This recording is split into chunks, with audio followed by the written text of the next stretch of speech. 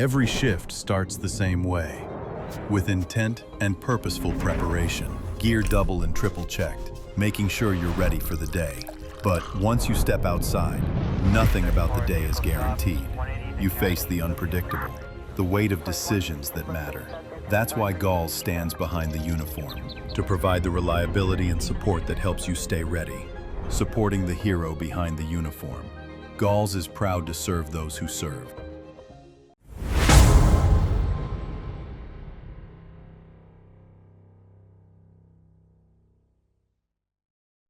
Hey everyone, welcome back to Gold Shields. This is Dan Murphy along with my partner in crime, Tom Smith. How are you today, buddy?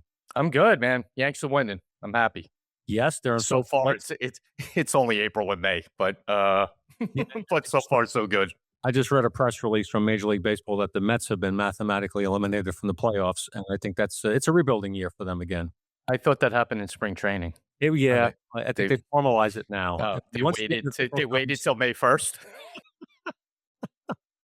Okay. They were patient this year. Not to slam Yankees, Mets fans. They're a great bunch of people. They're all free in October, though. That's the thing. Yeah, they get to enjoy. Yep, the beginning of football season, the playoffs. Yeah, it's good. They enjoy that time on their couch. Oh man, we're slamming them. Sorry, guys. Yeah, no, you're gonna get a lot of hate from this one. But so today, Tom, we have somebody we're very honored to have, and I'd love you to introduce him because we're honored to have his time and have him on our show. Yeah, we're just honored to have Steve Bunting on today. He's a warrior, veteran in the Navy, worked with the Marines. We're going to get into the MARSOC, which is a different level of service, but we want to get to. But more importantly, what we're going to touch on is what he's doing today. If anyone knows our show, Dan and I and Gold Shields is so into our military families and communities and law enforcement communities and making sure they're healthy, they're taken care of, mentally, physically, and everything, and sharp performance, which Steve is one of the leading coaches and is an elite organization that we're going to hit on. So, Steve, with that big build-up and our hit on the Mets, welcome to Gold Shields, buddy. Yeah, thanks, guys. I'm really honored to be here, and I wouldn't dare tell you that I'm a Dodgers fan because I want to just keep it all the heat on them. Well, this was a good show. Everyone, tune into our next show next week when we have. What do we have for Steve as a parting gift? Right, we'll think of that by the end. That used to be the Brooklyn Dodgers, so there's a little piece of that in all of us, right? There we go. That's called reframing in the therapy world. I like it. Yeah, reframing. So, Steve, you had a heck of a career. Let's just tap on into that a little bit to talk about some of the stuff you did, working within the MARSOC community. But how'd you get there? What's that like? I mean, just so for the audience that doesn't know, what does that mean? Yeah, well, I'd love to talk about it. I think it'd be hard for me to talk about how I got to MARSOC without talking about why I even joined. I intended to join the Marine Corps with my brother, right? As we were kind of graduating high school, I grew up in Birmingham, Alabama, from just kind of a small, meager town, grew up in a trailer park, and just was kind of looking at the writing on the wall and knew that it probably wasn't going to be sustainable and I wasn't going to get where I wanted to be, just staying in that environment.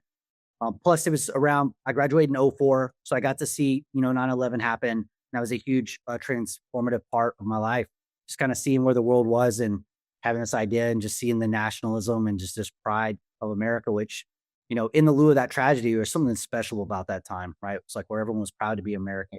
And I really wanted to serve. So me and my brother went to join the Marine Corps together on the buddy program, but I ended up getting into an argument with the Marine Corps recruiter. And ultimately, tries to fight me, and I didn't want to fight him. He's a big guy. He probably would have beat me up at the time. So I leave the Marine Corps recruiting office, and I walk in the Navy recruiting office, which was next door. And I come in and I said, "Hey, what's the closest thing you got to a Marine?" And they said, "We got Navy corpsmen, right? From corpsmen, go with the Marine Corps, the FMF corpsmen specifically. You could do that." And I was like, "Well, I'll do that. Where do I sign up?" And they said, "Hold your horses, bud. You got to take a test. We got to see if you're smart enough." Although, dang, you have to be smart enough for some jobs in the military. I was like, okay. So I passed, made the score probably by the skin of my teeth. And that's when ended up joining the Navy. with the idea that maybe I'd be able to be a corpsman with my brother on the Marine Corps. So I was trying to play the game that maybe from the Navy side, we would be reconnected on the other side. As I joined the military, in boot camp, they do a pretty good job of starting to like prep and find who's who in the zoo and figure out who might want to go to special operations. So you sit down and they show videos of people jumping out of airplanes, blowing stuff up. I'm like, hey, does anybody in here want to do that? And I'd say maybe 3 of us raised our hands. I was like, yeah, I do. And they start kind of grooming you that direction from the very beginning. You start kind of going to the pool, working out and doing things like that. So I knew in the beginning that I wanted to do something different. I wasn't too sure what that looked like, but I started walking that path. As I did, I ended up realizing that there was a thing called a Recon corpsman. So, and then further, a Special Operations Independent Duty corpsman, which is a long course 18 Delta grad for that. And I felt like that really resonated with me. There's something about working with the Marine Corps, being a medic that was, important to me. So I started walking that path. It was a long selection process, but essentially, once you go to selection, you go through what's kind of summed up as the Force Recon Indoctrination Pipeline, right? So they make you insert complete, where you go to jump school, dive school. As a medic, I had to go to dive med tech school as well. You end up going to the 18 Delta Special Forces medic course. And in the beginning, you go to the first 6 months, and then you have the opportunity to go to the full year-long course, which I got to attend. After that, I think I said Marine Combatant Dive already, and then you end up going to your school, and then there's some other training once you get to your team. Oh, and also the most important one is the basic reconnaissance course, which is the proving grounds in the assessment and selection essentially for the Recon Marine. So once you go through that entire pipeline, you get assigned to a Recon unit initially, or it can be MARSOC, and it's just luck of the draw. And you get, luckily for me, I got assigned to first Recon battalion, and I'm really happy I did, because I got to go there. I got to cut my teeth at Recon. They really taught me. They really taught me the basics, right? The brilliance in the basics. Really, learning the basic infantry skills, becoming obsessed with reconnaissance and surveillance. I was really grateful for that time, and it set me up. After you do a little bit of time there, I did a deployment with them where we're doing some counter piracy stuff off the Horn of Africa. I got the opportunity to go up the hill to MARSOC. And when I showed up there, it was around 2012. They were still the 1st Marine Special Operations Battalion. So this started them getting renamed as the Raider. And so it was a really cool time. A lot of Force Recon guys that were there that stood it up, a lot of legacy that they had built. And I came in on the shoulders of giants, and it was such an amazing opportunity. And that's kind of how I ended up at MARSOC. Is that it? I mean, really? When you hear stories like this, Dan, when like the zombies come or something happens in this country, we need to just find Steve and grab him and hold on to his coattails and just think you're a big deal. Yeah. American Sniper is a brand that allows me to honor my father, Chris Kyle, and carry forward the values that we share, which are godliness and patriotism, passion, service, and excellence. It's my opportunity to carry forward his legacy. I feel honored that I have the opportunity to carry on the brand in this way. People really care about my father and what he did. They care about the servicemen and women. People want to wear that, and it's a statement piece, and it says, look, I care about the core values of American Sniper. I care about who Chris Kyle was. More importantly, I care about what he stood for.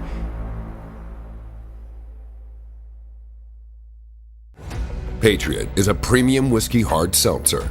We've carefully crafted 4 flavors that not only taste exceptional, but can be enjoyed on any occasion, anytime. We're committed to giving back 5% of all profits to the core groups we call the backbone of America. We are proud to help those who serve our great country. This is America's Seltzer, the brand that stands for quality, community, and the American spirit. But you know what? I think what you did is so important. And Dan and I both, when we talk to young cops, and we tell them this, and I think part of your success is you had a plan and you knew what you liked. And, when you go into these professions, law enforcement, military, just go, yeah, okay, I'll just let things happen. Things don't work out this well. If you have a plan and you're educated, do some research about where you want to go and get the right people attached to you, that's how you become successful. And, you just rattled off elite high level places that you've been. And it's incredible that, you hit all those, and it's a testament to you and your service. Thank you for that. So when you do that, when all this is going on, we just want to hit on now you're all trained, you're doing all your stuff, and you end up at some point getting deployed. Yep. Yeah, I did quite a few deployments between Recon and MARSOC. I did the lion's share of my deployments with MARSOC. Okay, so Recon, for the audience that doesn't know it, Recon is the top tier of the Marine Corps in terms of special operators. Is that correct? Well, I would say it's debatable. And if my Recon buddies were here, I would say yes. And then if my MARSOC buddies were here, I'd say maybe not that. What the top tier means. And I think for the way that you said it, it's absolutely true, right? Whereas Recon Battalion is more of a division level asset. So the kind of the eyes and ears for the infantry battalions at the division level, right? And they're more of a component that's attached to the conventional side of the house with special operations capabilities. So they're doing free fall, they're doing marine combatant dive, they're doing high level breaching, etc. But they're assigned as a component of the Marine Corps proper. The thing that's different between that, and it's not better, is that MARSOC is part of Special Operations Command.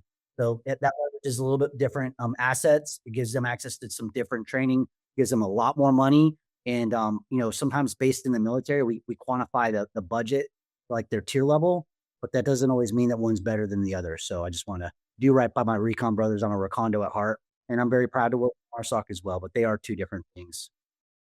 So you just rattled off some training. You're talking about incredible training. So, people watch TV commercials or maybe see for the Marine Corps or any other branch of the military. They see people jumping out of planes, carrying heavy packs at, high altitude, low open type stuff. You watch Navy SEAL movies, you see them doing that like it's nothing. The level of training and expertise that goes into being able to do that on a moment's notice in the middle of the night is something that would make most Americans be blown away. This is what we have in our military. We should be so proud of the people that we have. But one thing I just wanted to say, I actually feel bad for the Somali pirates that were out there when you guys are out there, because going out in the little skiffs that they're going out in, trying to hijack boats, and they run a bunch of you guys. I mean, there's got to be some stuff you can't tell, but must be. I would love to hear about. Oh man, you know what? I agree with you. I think it takes some big old cojones to get out there on that skiff and go against the world's best maritime fighting force that's ever existed. And they would do it, and they would still do it. And I'm like, didn't make sense to me, but I think it does show a level of desperation for that region. And it shows that, in a situation like Somalia, Djibouti area, it's like very tough for those people out there, and they're very desperate, and they're willing to absolutely risk their lives for the potential of snagging up a cargo ship.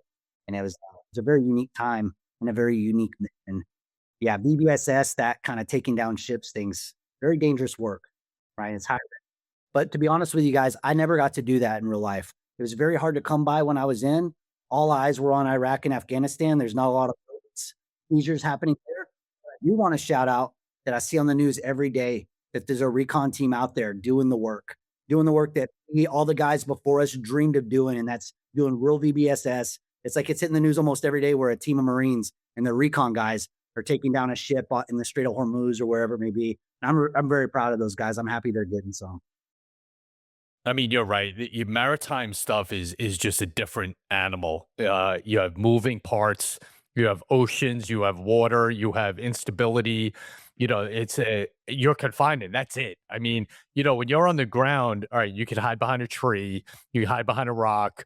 You're on a ship, that's it. You're either doing that or in the water.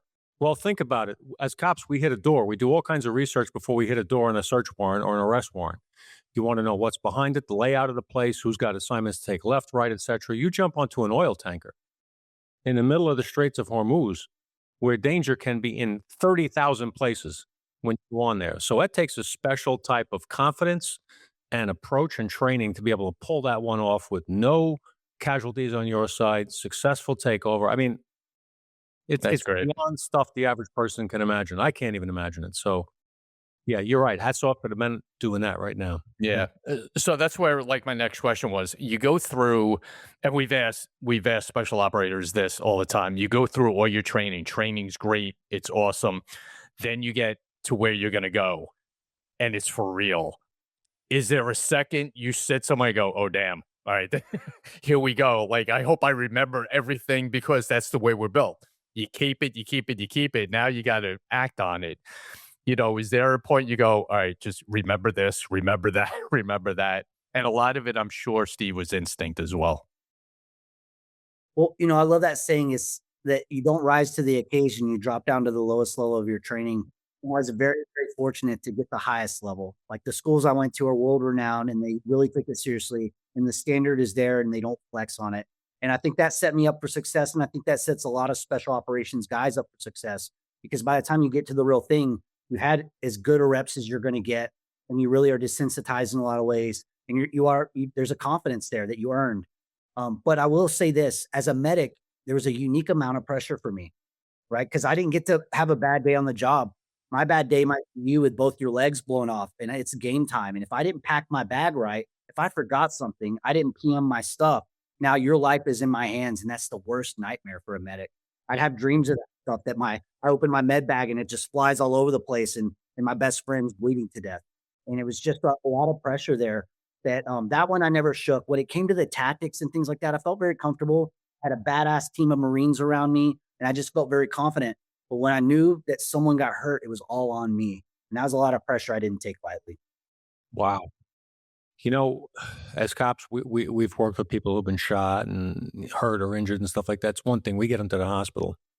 You are the hospital. You're in the middle of a combat zone. You are the hospital. Everything is on you. That's an enormous amount of pressure. Thank you for doing what you did. And I'm sure there are members of our military who are alive today because of what you did. Yeah. Well, thanks for saying that, Dan. I took so much pride in it and I loved it, man. I loved it. Medicine's always been my first love. It continues to be, even though I'm working more than mental health space, but I felt like I was exactly where I was supposed to be. And I loved every minute of it. Well, because people get put into places where they should be. God works in certain ways with assigning people what they should be doing in life. And in the life-saving business is where you should have been. And we're all glad you were there, especially the men and women I'm sure you worked on and saved their lives. And we're comforted by looking up and seeing you. Staying calm in those situations, you can't learn or get taught, right? That has to be just you, right? I think it's a myriad of things. I think, when it comes to the training, especially at the military, they've specialized in it. They've really mastered the art of really kind of desensitizing you, getting you prepared, stress inoculation, etc. But I think there's a part of it that's some resilience there, right? I used to call it resilience, but I don't really know what that word means. But what I will say is I had a great ability to disassociate. And I think a lot of people that work in those high stress areas have a unique capability to be able to disassociate, where it's like it's a thing that you went through, you saw, but you're able to put it in this little special place and it doesn't affect you maybe the way it does other people.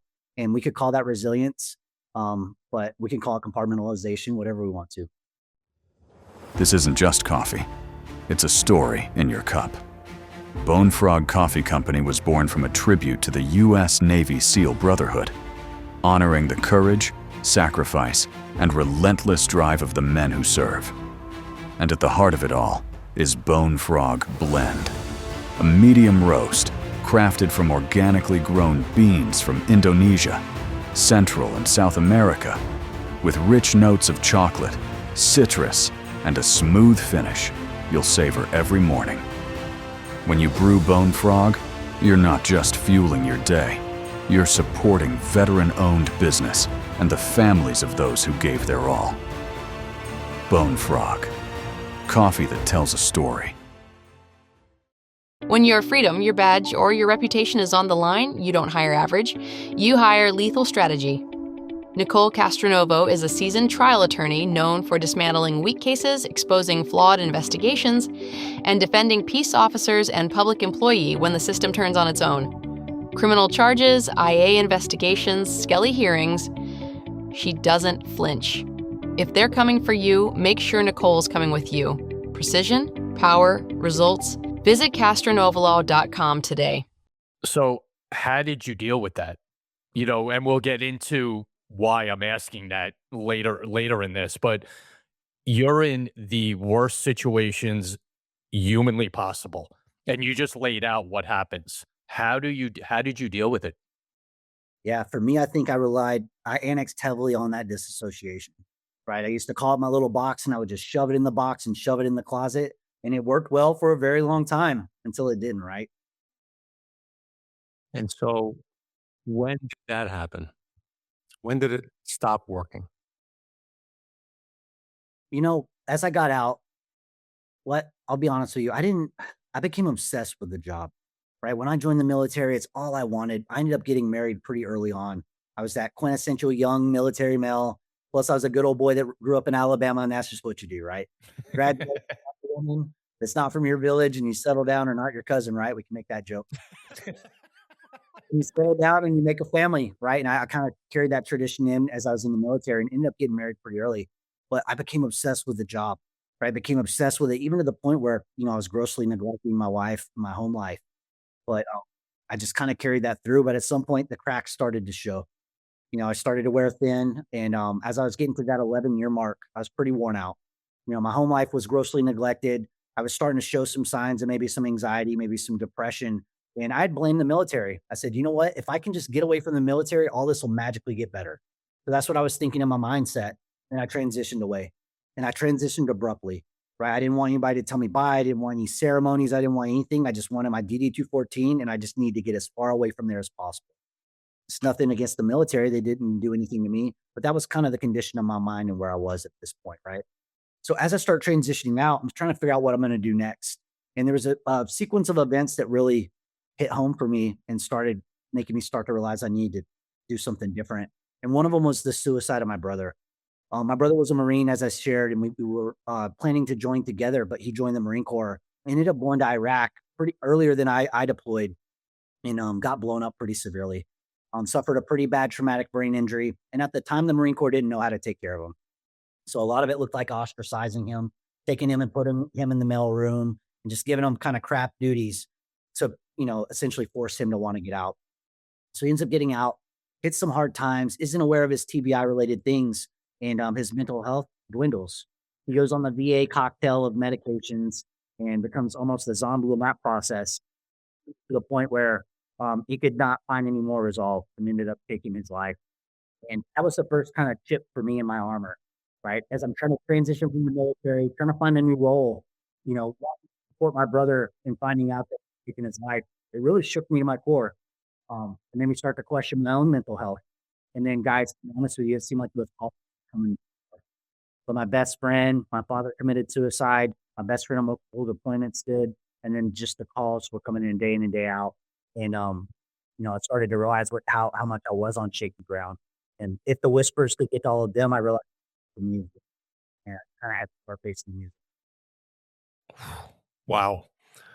Wasn't expecting that turn. Wow. That's it's hard to even just hear, because, I've said this, and again, we'll get into this and you'll understand this, and people don't realize law enforcement and military, what goes on, and the stress and trauma that we all feel.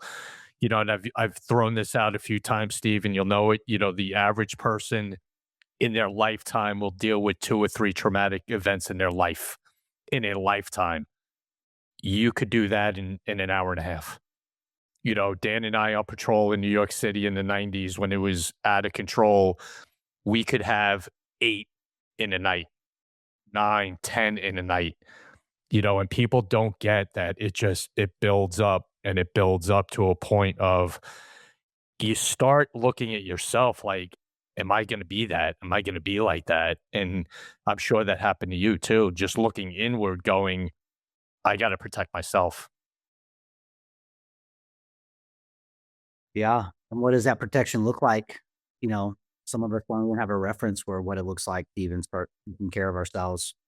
But, I did. It took me pretty dark, guys. Like, took me pretty deep. There's a lot of sadness there. And I really had to kind of face the music and try to figure out how to sort that out. So now you're at a point in your life, you're looking back on these things as something that you've gone through. Not to say that you're ever going to fully be on the other side of these experiences. None of us really are. But you've taken these experiences and you're turning them into action. Tell us about that. Yeah. Well, one, I'll say that I'm very grateful, right? I'm so grateful to be on this path. When I share what kind of the rollouts to the departments, it's one of the last things I say is I tell them thank you for the opportunity to show up and practice what I preach and be accountable.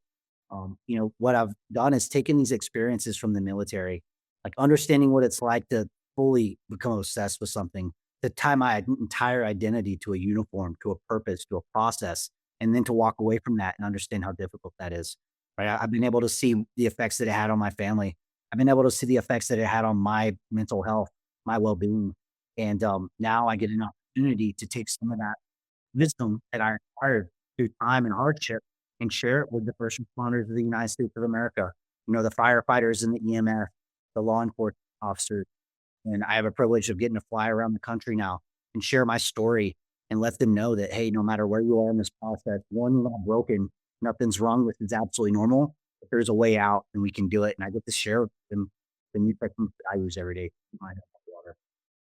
Well, sharp performance is, when we first got this thought of having you on and hooked up with sharp performance and looking into them, it blew me away, the company that an organization you're part of and what they do. And it's not even a matter of just what they do, Steve, it's who's involved in it.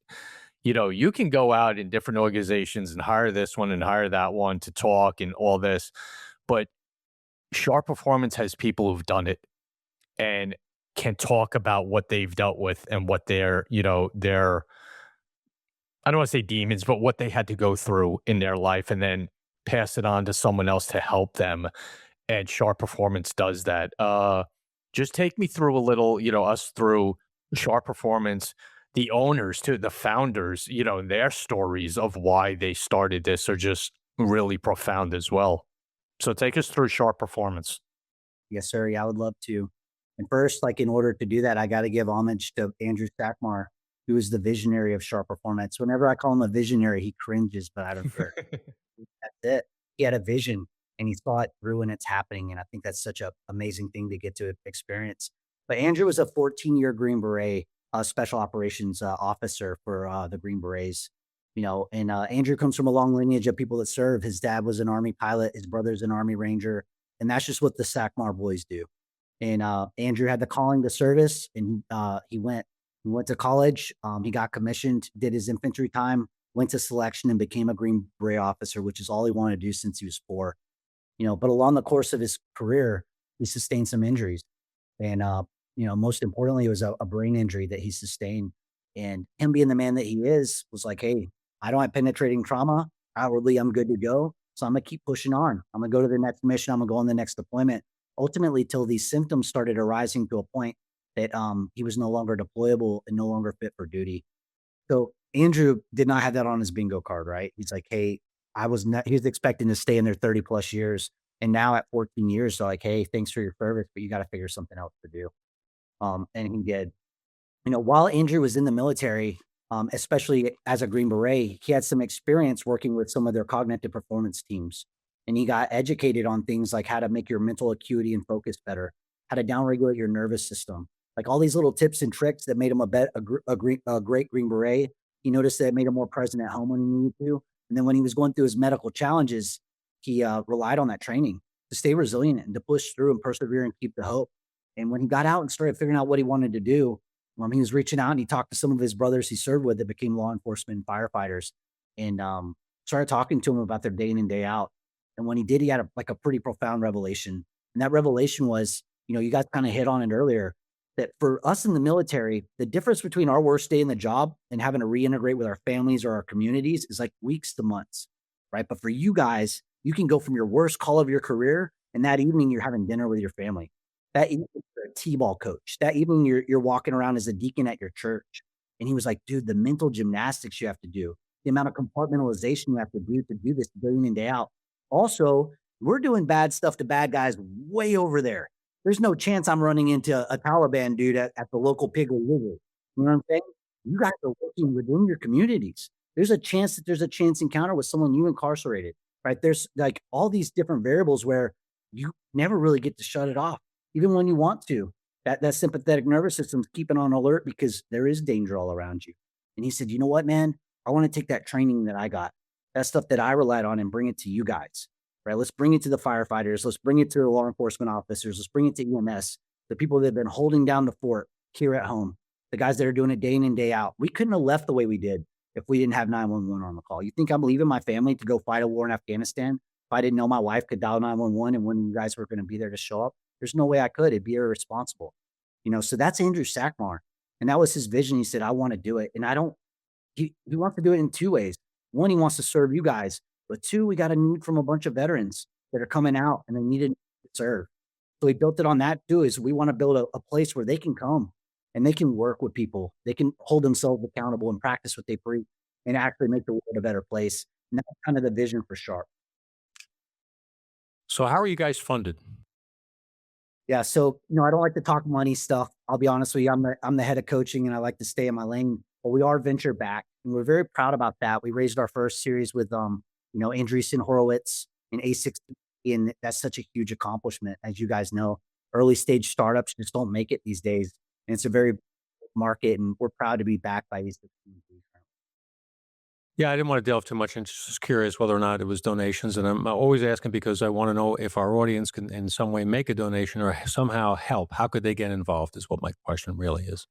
Yeah, well, I appreciate the question, Dan. And one thing I like to say is that we're not a nonprofit. We're not a charity. It is a for-profit organization. And I think I'm pure about that. I'm really happy that is the case. That's awesome. And you're in you're in about 50 different agencies, I think, in the country. And it's not like you just said, it's not military, law enforcement, firefighters, because like you just said, that's every day that they're doing it. And you guys understand that and go out there. Now, let's talk about the coaching part. Like, tell people what that involves. Like it's, all right, he's a coach with Sharp Performance. What's your, like, how do you do it? How does that start? How does that ball start rolling when you get a call from someone? Yeah. Well, the beautiful thing about our program is that the members that are on a contract can go on and pick any coach from the list. So they can go through and they can find one that resonates with them. Once they find that coach from the long list of coaches that we have, they'll click on them and it opens up their calendar and they can book a session right there, usually within 48 hours. So the biggest part of what we do right now that really sets us up for success is that we go in person to every single department. So if you sign a contract with us, myself or one of our customer support managers, customer success managers are flying out in person. We're showing you the app. We're onboarding you. We're making sure that every single person gets to hear our story, gets access to it, and really understands the process. And I think that really helps us build that collaboration with them. But once they book, they come on with a coach. And one of the big things that we talk about is things like operator syndrome. Have you guys heard of operator syndrome? I've heard a little bit about it. No, explain it. Go ahead. Yeah, you mind if I share a little bit on it? Absolutely. Yep. Operator syndrome is the framework and the backbone of everything we do on the coaching side. It was a framework that was discovered or observed by Dr. Chris Free, who is a PTSD researcher for the VA for 15 years. So he's a clinical psychologist working there. And he saw the routine. He saw how quick everyone was to hit the PTSD easy button. But he had some suspicions that we're missing something. And some of those suspicions were that the suicide rates weren't going down, like the mental health wasn't getting better. And, it's pretty obvious that there was a gap there. So him being the researcher that he is, took a step back from the VA and started kind of doing his own things. And as a clinical psychologist, he took a physiology first approach. So he started doing things like getting sleep studies for guys. Right. Started getting them to do comprehensive blood paneling, checking their testosterone, right. Doing just all kinds of things that are kind of outside the box, right. Main things being the sleep study, doing, blood work and things like that. And brain scans and imagery as well. And what he did is he started to notice this framework, right, of operator syndrome.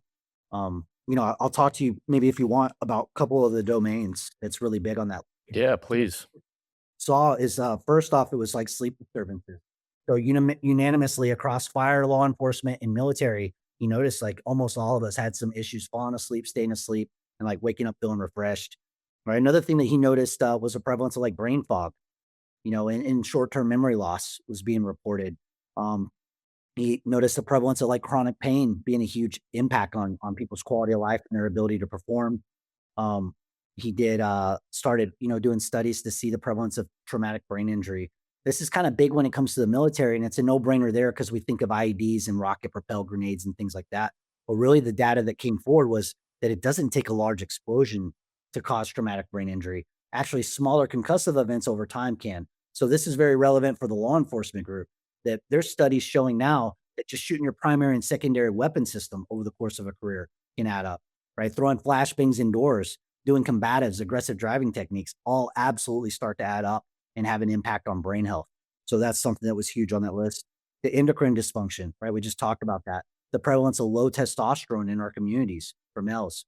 The reason why that's important, not just so that everyone can jump on TRT, that's not the thing. What we want to highlight is that, low testosterone in males looks like anxiety. It looks like depression, right? And if we sprinkle in a critical incident, everyone's going to want to slap that PTSD button. But I don't think we're going to be very successful taking care of your testosterone levels by giving you SSRIs and talk therapy, right?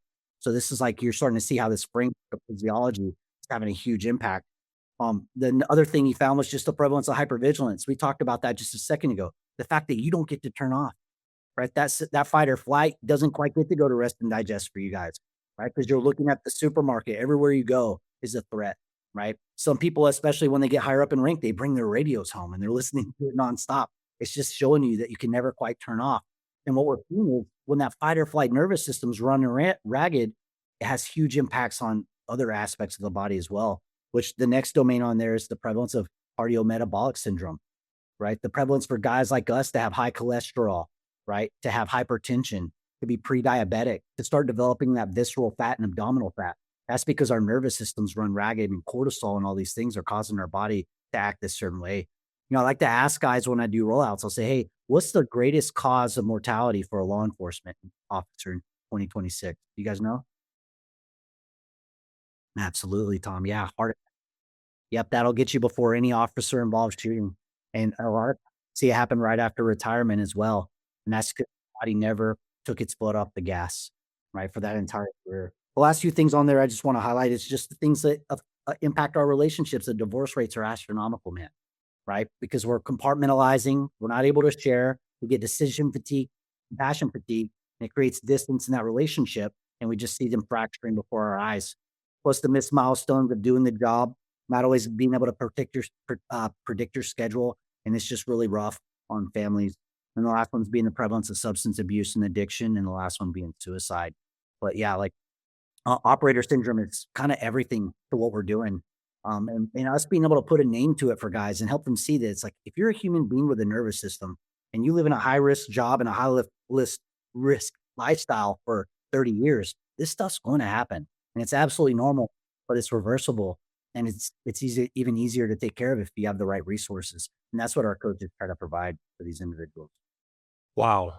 I don't even know where to start to say thank you for being involved in this work that is so incredibly real for anybody who's listening to the show, who's been in the military, who's been in law enforcement or firefighting or even EMS capacities, and recognize yourself in some of that. You can raise your hand in silence. Yeah, a lot of us, I felt a lot of what you were saying. I was like, oh yeah, oh yeah, oh yeah.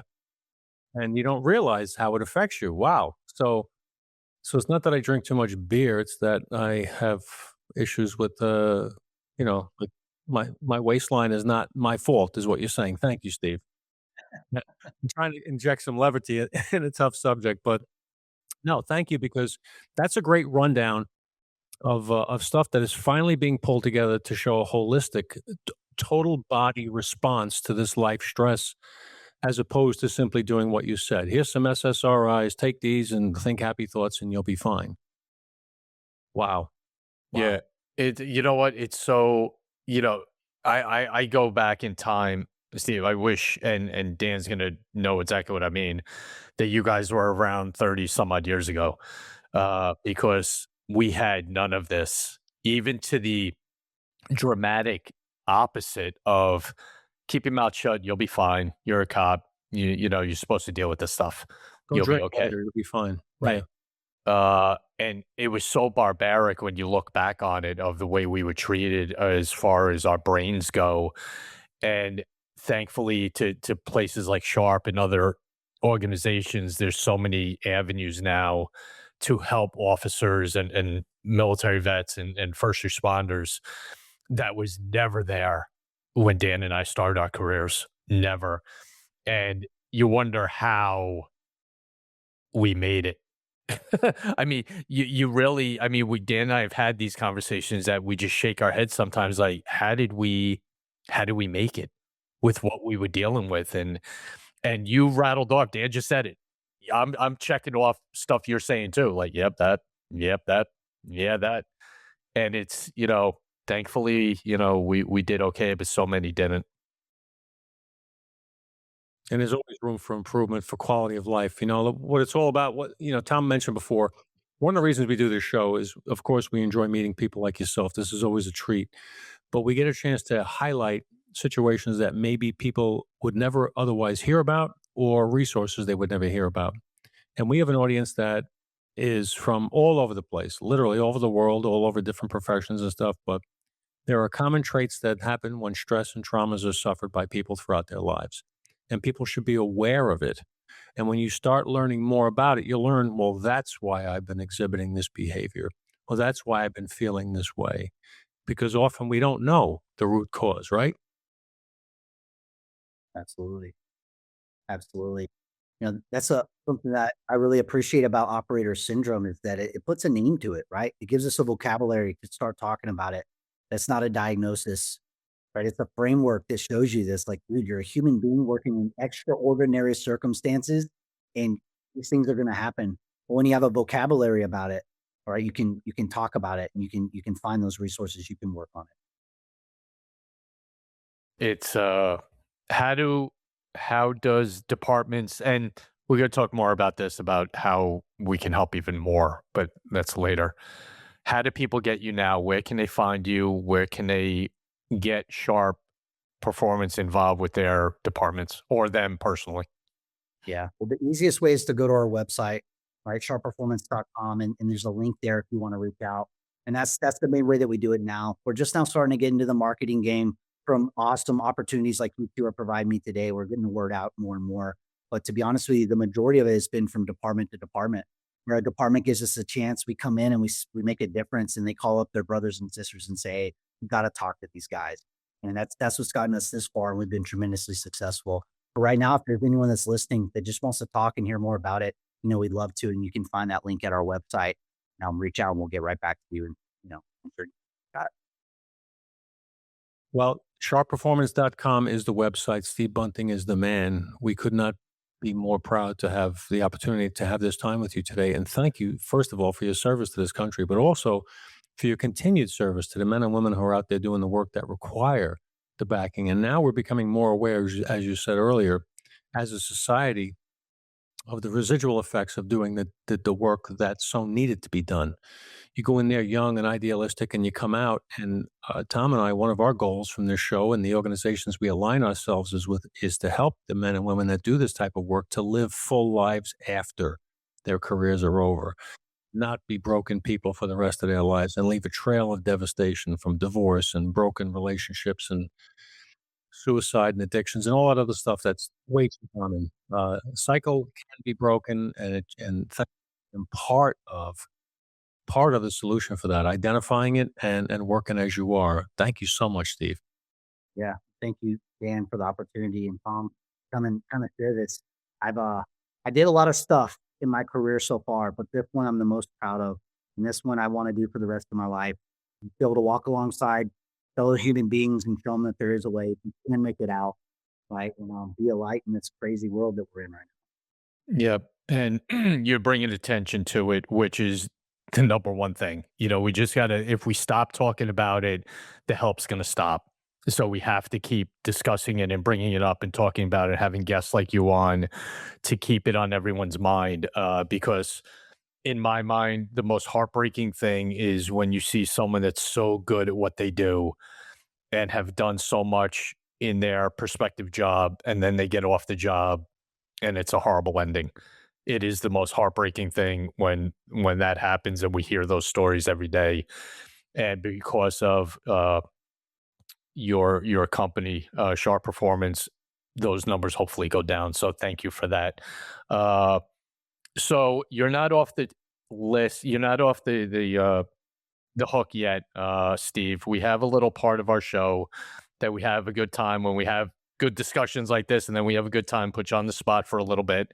It's called Rapid Fire, and you're going to get 5 pretty funny questions. See how you answer them. We All can talk right. a little bit about Steve Bunting. So if you're ready, let's go. Yeah, let's do it. Favorite movie? It's got to be rapid fire, huh? No, just you can answer it. It's all right. Whatever. The never-ending story. Wow. Okay. Favorite actor? It's probably who is it? Probably Russell Crowe. No. Favorite dessert? Tres leches cake. Okay. What's the number one thing on your bucket list? I want to fly an airplane. Damn. Okay. And this one I love because the answers are so cool. Anyone in history, alive or dead, you want to have dinner with? Dude,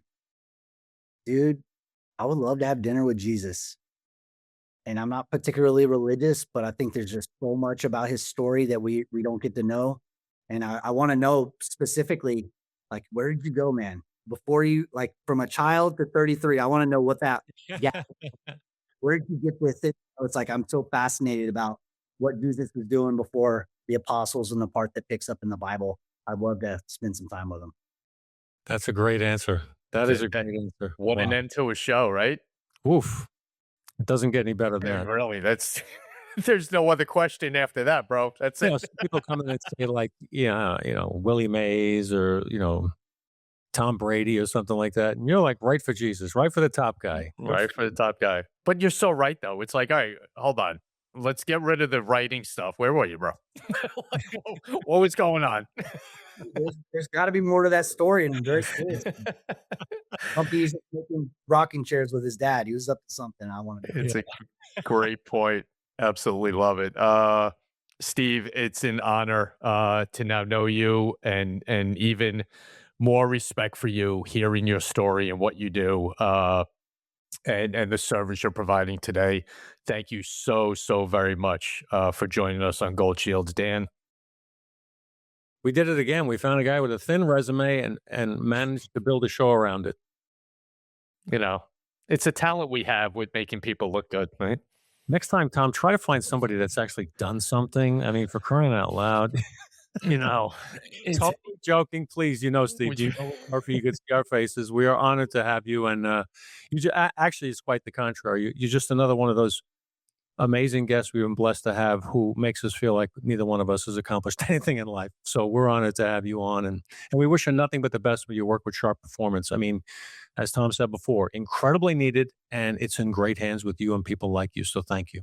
Yeah. Well, thank you both. And thank you to everybody that's listening. I really see you guys as the glue of our society. And it's very important that we keep that glue intact. So thank you so much. I appreciate you guys. Absolutely. Everyone, sharpperformance.com. Check them out. You need some coaching. You need them to visit you, which they will do in person. Sharpperformance.com. Please check them out. This is the time of our show. We just say a prayer for our law enforcement officers, our military vets, their families, because they serve just as much as our vets and law enforcement and first responders do. Please keep them all in your prayers. Pat them on the back in the store. Buy them a coffee. Get up off your, better seat on a plane and give it to someone in uniform. Yeah, if you're in first class and you see a guy or girl in uniform come on your plane, get your butt up and change seats with them. Enough already. I hate when I don't see that. Yep, absolutely right. Crazy. They deserve it. And they all deserve it. So please keep them all in your prayers, because they're our heroes, and we can't work in this world without them. So thank you to all of them. Please check us out and continue to check us out on the goldshieldsshow.com, our website, youtube.com/@goldshields for our video channel and all our audio channels. Please keep coming, keep watching, keep listening, because we do this for you and we can't do it without you. So thank you very much for all the support over and over and over again. For Steve Bunting, an amazing guest with a great background, and helping out everyone he can. My partner, Dan Murphy, this is Tom Smith. Everyone out there, please stay safe. See everybody soon.